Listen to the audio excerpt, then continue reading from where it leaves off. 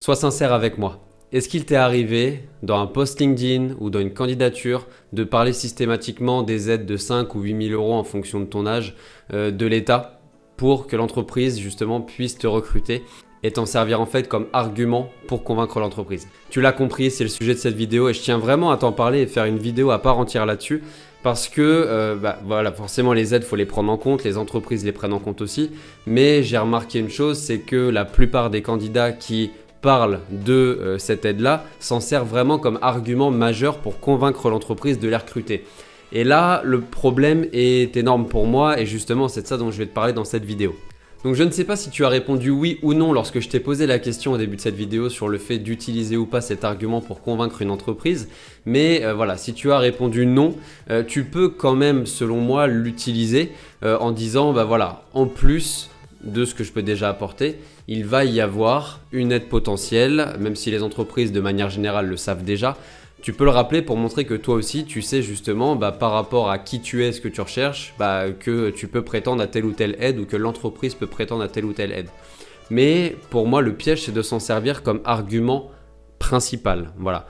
J'ai vu sur des posts LinkedIn très récemment des personnes qui mettent dans leurs posts: voilà, recrutez-moi, je suis gratuit ou gratuite, vous aurez une aide de l'État, donc en fait vous aurez à me payer que 1 000 € l'année, c'est pas cher, c'est les soldes, recrutez-moi. C'était un petit peu ça, c'était pas écrit comme ça, mais c'était un petit peu ça. À quel moment, si tu es une de ces personnes et que tu regardes cette vidéo, bienvenue sur ma chaîne d'ailleurs, n'hésite pas à t'abonner, à quel moment tu penses convaincre une entreprise en argumentant de cette manière-là? Est-ce que moi, si je viens te voir demain et que je te dis « recrute-moi, je ne coûte rien », tu vas me recruter? Ah non, si tu n'as pas un besoin particulier que je peux combler avec mes compétences, quel est l'intérêt que tu me recrutes si moi j'ai rien à t'apporter par rapport à ton besoin et que toi tu as rien à m'apporter en termes de montée en compétences pour ma part? Ça n'a absolument aucun intérêt.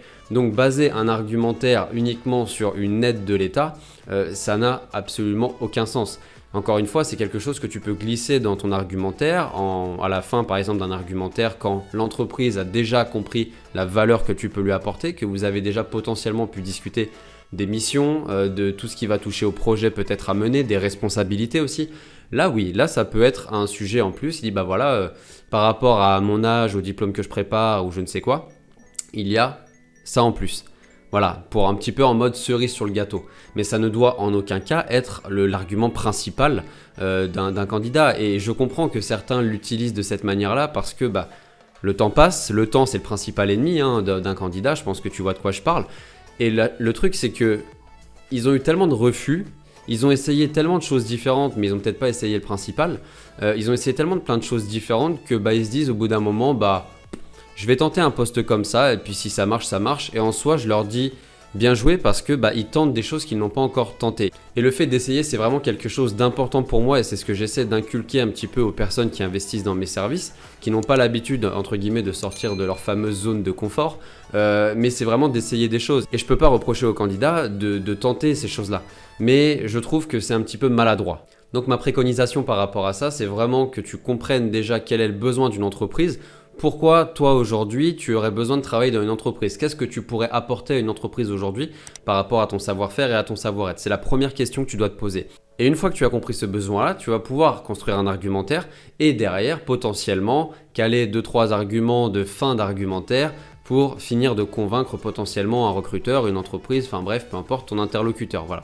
Mais ne place jamais l'argument de l'aide de l'État en premier, ça n'a absolument aucun sens. Voilà, c'était tout pour cette vidéo, j'espère en tout cas qu'elle t'a plu. Si c'est le cas, n'hésite pas à t'abonner, à partager, à commenter aussi, ça aide au référencement des vidéos et beaucoup de personnes ont besoin de vidéos de ce genre pour progresser dans leur candidature, donc n'hésite pas. Et en attendant, je te dis à très vite pour une prochaine vidéo. Ciao!